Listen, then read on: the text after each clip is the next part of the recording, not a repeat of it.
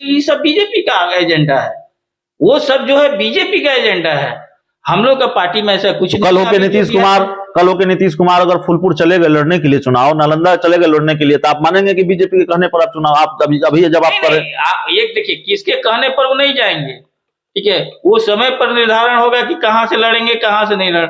लेकिन अभी जब हमारे नेता या हमारे दल का कोई नहीं बोल रहा है और इस तरह से परसेप्शन खड़ा किया जा रहा है, तो इसका मतलब क्या होगा? जीतन राम मांझी जी बड़े नाराज हैं, कह रहे हैं कि नीतीश कुमार सुनते ही नहीं है, कभी बुलाकर पूछते ही नहीं है। वो महागठबंधन के गार्जियन है, ठीक है, उनका हर एक निर्णय हर एक का सम्मान रहता है।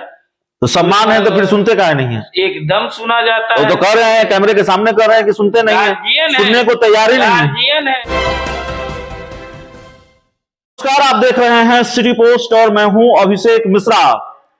बिहार के मुख्यमंत्री नीतीश कुमार ने यह साफ कर दिया है विधानसभा में कि वो मुआवजा नहीं देंगे। जहरीली शराब से जिन लोगों की मौतें हुई हैं, बावजूद इसके भारतीय जनता पार्टी मुआवजे की मांग पर अड़ी हुई है और दूसरे राजनीतिक दल जो नीतीश कुमार की लगातार मुखालफत करते हैं या जो एनडीए का हिस्सा हैं, वो भी मुआवजे की मांग कर रहे हैं। भारतीय जनता पार्टी ने तो कोर्ट जाने तक की बात कही है।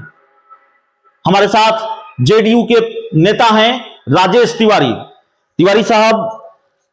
मुख्यमंत्री नीतीश कुमार ने तो सदन में यह कह दिया कि मुआवजा नहीं देंगे, लेकिन मुआवजे को लेकर सरकार की मुश्किलें लगातार बढ़ती जा रही हैं। भारतीय जनता पार्टी कर रही है, कोर्ट का दरवाजा खटखटाएंगे अगर आप मुआवजा नहीं देंगे। मुआवजा तो देना पड़ेगा आपको एकदम। अगर वो आप इतने राज्यों में है ना, हर राज्य में जहरीली शराब से लोग मरता है। बिहार में पहला बार तो नहीं हुआ है, या और राज्य में तो ऐसा है कि नहीं हुआ है। अगर उनके राज्य में अगर दिया गया हो, 1962 से है गुजरात में, ये लोग 27 साल से राज कर रहा है लोग गुजरात में, और इतना जहरीले कांड हुआ है। अगर ये लोग दिया है लो तो बताते लो, है ना, 62 से गुजरात में क्यों नहीं दिया है लो? तो आपने दिया है ना, आपने दिया है। खजूरबन्नी में अगर शराब कांड हुई तो आपने दिया मुआवजा। एकदम। ये जो दिया गया उसके पीछे देखिए क्या है कि ये कानून कौन बनाया? माननीय मुख्यमंत्री जी ने कानून बनाया था जी। इस कानून को। उसके बाद जो भी दिया गया तो ये देखा गया कि इसका क्या इम्पैक्ट पड़ रहा है। कानून जो बनता है उसका संशोधन होते रहता है समय के अनुसार से। आज मुख्यमंत्री जी का ये कि अगर ये दिया जा रहा है तो उसका इफेक्ट अलग पड़े। तो ये कैसा संशोधन है? आपकी सहयोगी रही है बीजेपी सरकार में, और बीजेपी को मालूम नहीं है कि आपने संशोधन कर दिया, मुआवजे का खत्म कर दिया। बीजेपी को तो अपना याद नहीं है कि वो लोग दूसरे राज्य में नहीं दिया है लोग, तो बीजेपी को याद क्या है? अब बीजेपी का याददाश्त सब खत्म हो गया है। बीजेपी का एन केन प्रकरण उस पर विवाद खड़ा करना हुआ। आज देख लीजिए, आज के ही जो है पीयूष गोयल जी क्या बिहारियों को लेकर के क्या उन्होंने कहा। कभी भी बिहारी लेकर के भाजपा का कभी भी बिहार के प्रति जो है एक सकारात्मक रवैया नहीं रहा है। ये बिहार भाजपा का जितना नेता है ना, ये लोग जानते हैं क्या है?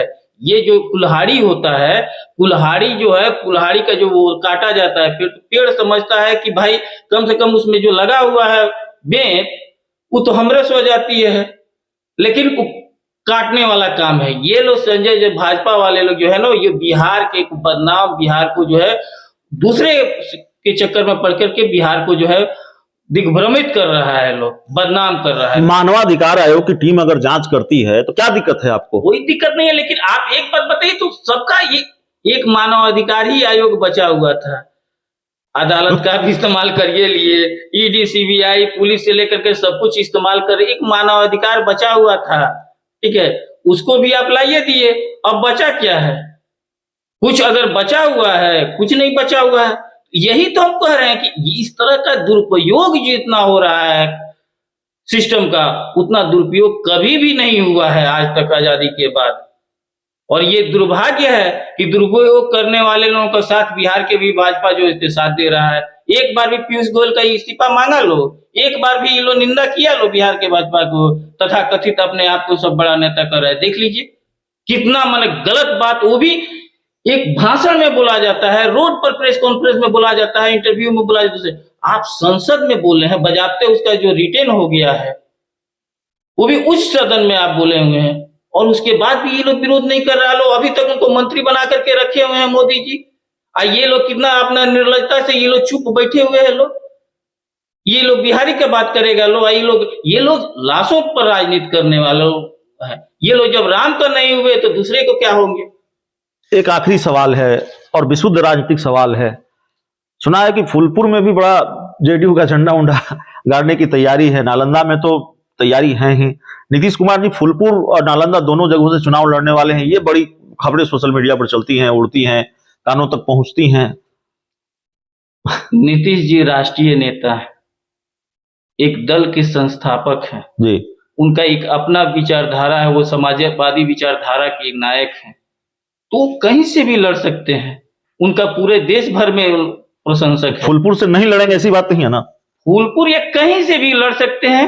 उनका अपना जगह जगह से डिमांड आता है। हमारे राष्ट्रीय अध्यक्ष जी ने कहा है लड़ना न लड़ना आगे की बात है, लेकिन ऐसा कुछ जो कहा जा रहा है परसेप्शन खड़ा, ये सब बीजेपी का एजेंडा है।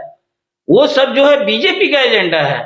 हम लोग का पार्टी में ऐसा कुछ तो कल होके नीतीश कुमार अगर फूलपुर चले गए लड़ने के लिए चुनाव, नालंदा चले गए लड़ने के लिए, तो आप मानेंगे कि बीजेपी के कहने पर आप चुनाव आप अभी जब आप करें? एक देखिए किसके कहने पर वो नहीं जाएंगे, ठीक है, वो समय पर निर्धारण होगा कि कहां से लड़ेंगे कहां से नहीं लड़।